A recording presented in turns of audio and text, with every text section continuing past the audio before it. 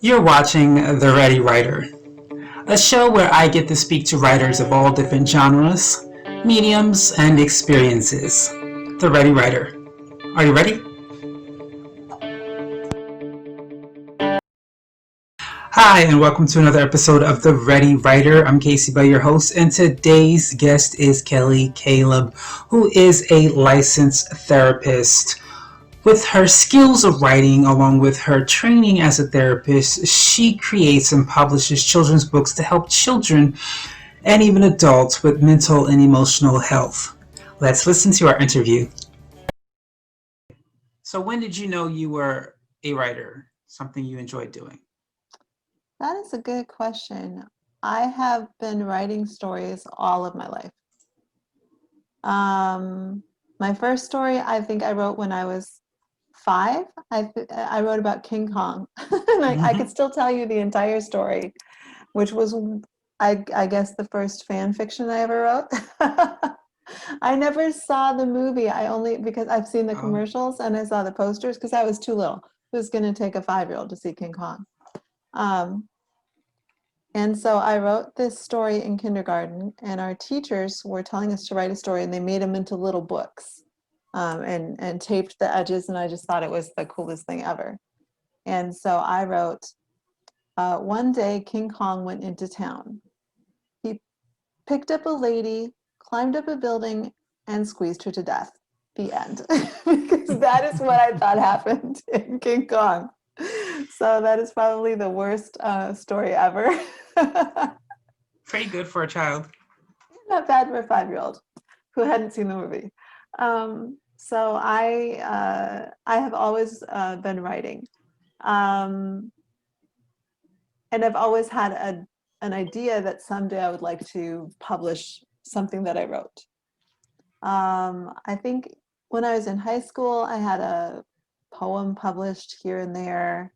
I had I was on the school newspaper, um, but I have a tendency to just write a lot of like puns and silly things like that. So not a lot of deep hitting writing for me back in those days. But really, about 2 years ago, I started to get serious about writing and wanting to publish.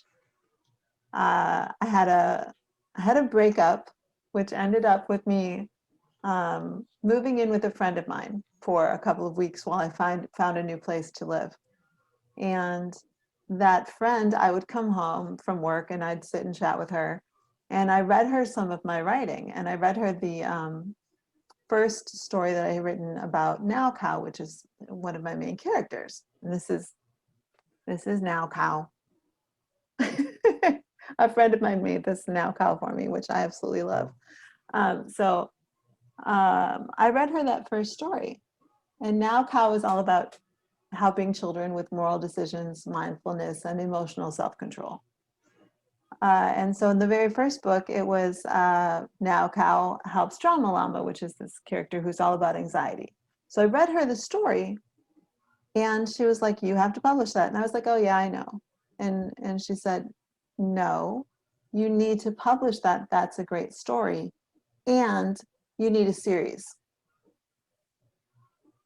And I was like, "Really?" She was like, "Absolutely, absolutely, you need to make that into a series." And so over the next couple of months, I sat down and I wrote 9 more books to follow the Now Cow series, where Now Cow just keeps helping different animals.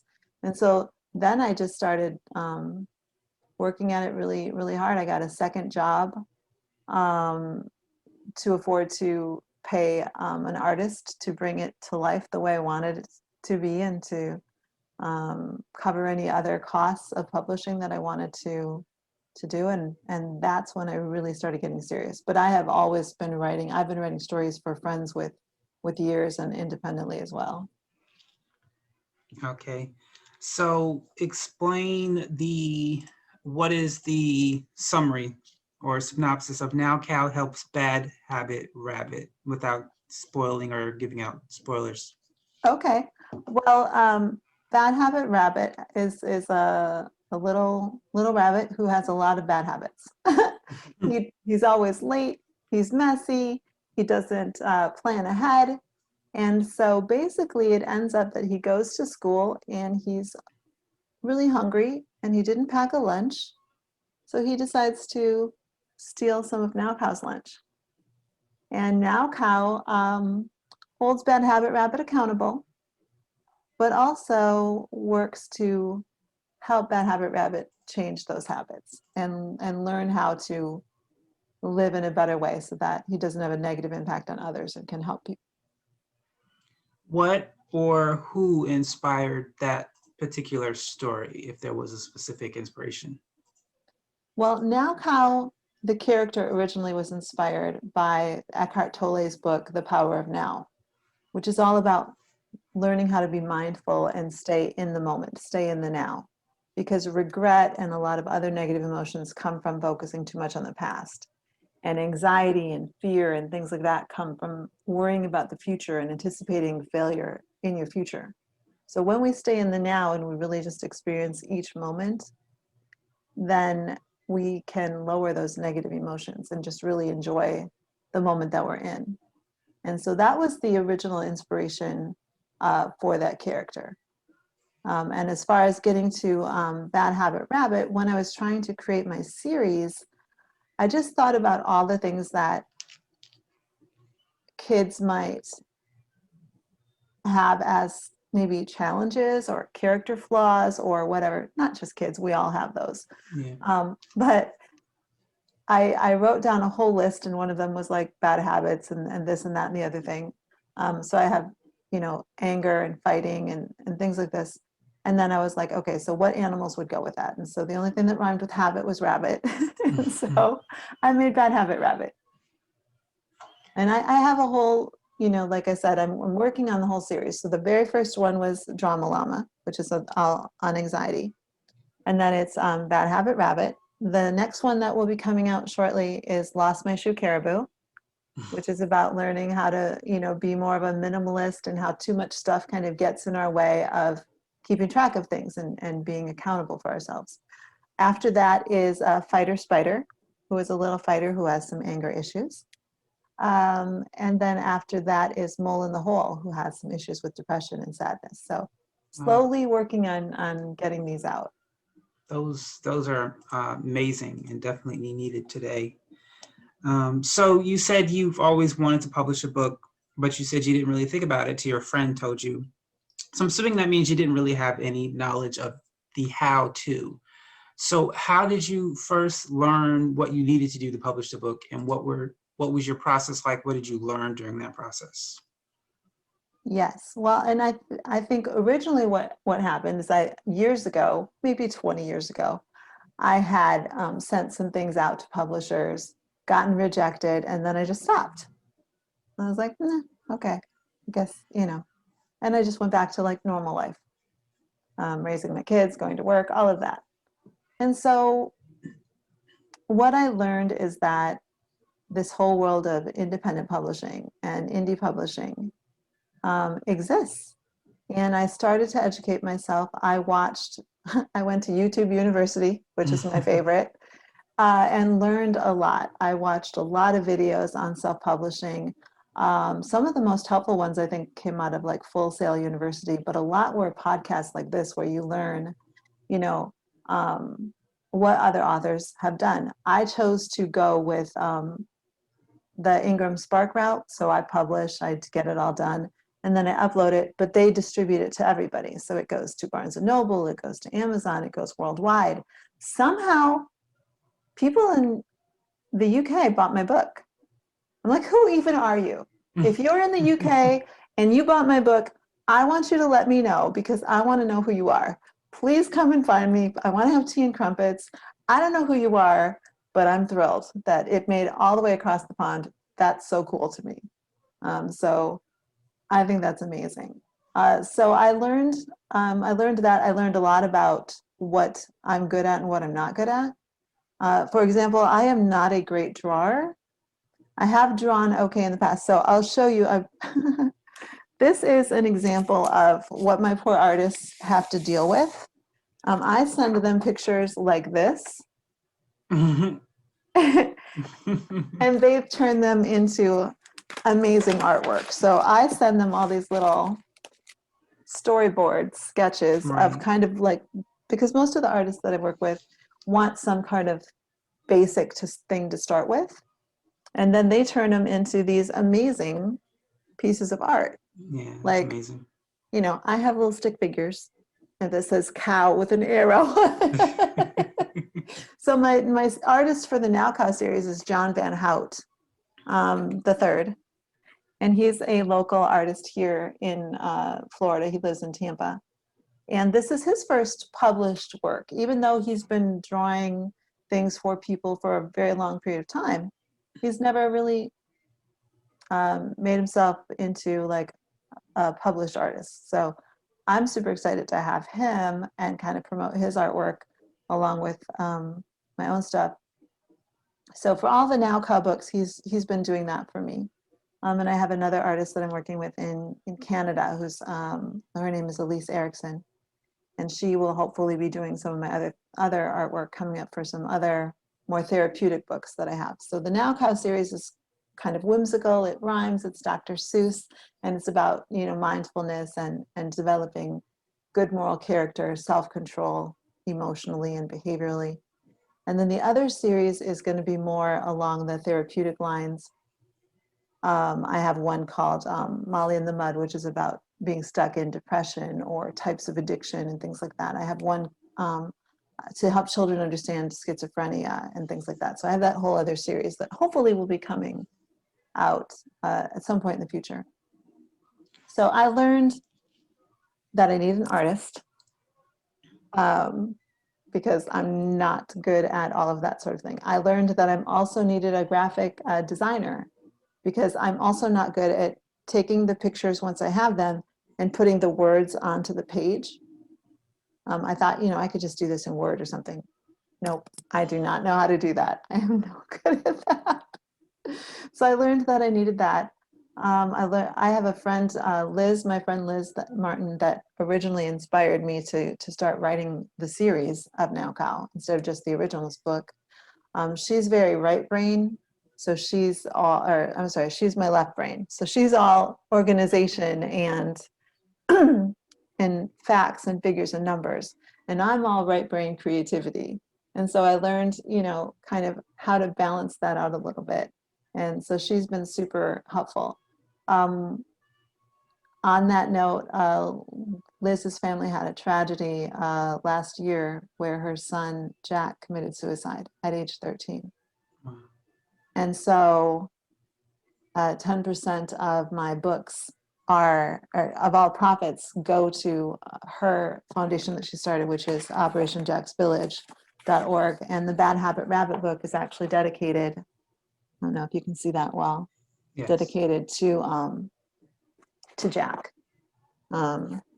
Because the whole point of this book series is to help children and parents and anyone really, whether it's, a 6-year-old, a 12-year-old, or an adult's inner child, kind of grow and develop and help them cope and learn better coping skills.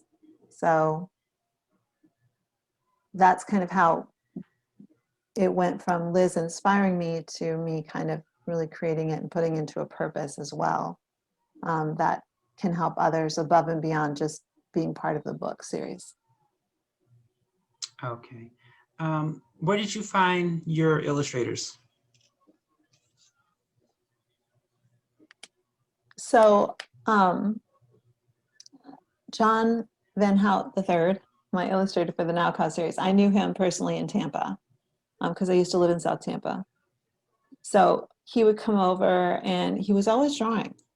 He was always drawing. He was always creating. He would do all these amazing characters for friends of his. And so when I started seriously looking for somebody to do the book, I was like, one, I didn't have a lot of money. And two, I wanted it to be somebody who would care about the characters. And so I asked him if he would be interested, and he said absolutely. And he drew up some sketches, and it was great. So for that, I just knew him personally. My other artist that I'm working with, the one in Canada, Elise, she is the wife of one of my son's friends who they were in the Marine Corps together. So he was the corpsman for my son's Marine Corps battalion. So his wife, Elise, is the other artist that I have worked with. I do get people off of Fiverr a lot for certain things like graphic design and stuff like that. So I promote that as well. And before I ask your last question, can you give me the name of that organization again? Operation Jack's Village. Jack Village? Jack's Village, yes. OperationJacksVillage.org. Okay. All right. And I think I sent the link to that to you as well. Oh, okay. And then your last question. So if you could co-write a book with any author, whether they be dead or alive, who would it be and why? Okay, there are two. I can't That's narrow it fine. down to one. So the one that most people would recognize would be Jordan Peterson. I think he's absolutely brilliant. I'm a therapist. He's a psychologist. I love his books. I love watching his videos. I love listening to just the level of analysis that he uses for things and the depth and width of knowledge that he has is amazing. The way that he articulates things.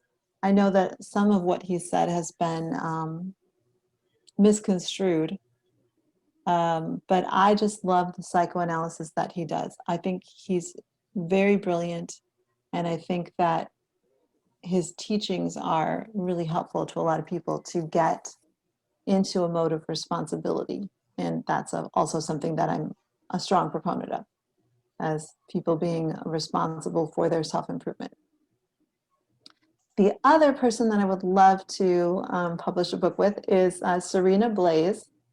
And she is a friend of mine. She lives, where does she live?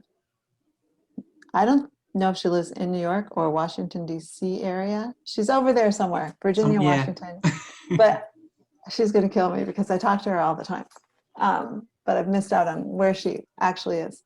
So we've been writing a story for a long time. She's published things before. She did a lot of more magazine and role-playing game articles in the past, things like that. And she's amazing. And we've been writing a story for a very long time for fun. That started out just her distracting me. And so I would love to finish the story that we're working on. It's more of it's an adult fantasy medieval type romance adventure. And that is super fun. So someday I would love to get that published with her. Hopefully within the next couple of years, if I can be productive enough. So that would be amazing. That is all for today's episode of The Ready Writer. I'd like to thank our guest, Kelly Caleb. And of course, again, I'd like to thank you, the viewer, for watching. Thank you for watching. Don't forget to subscribe. Have yourself a wonderful day.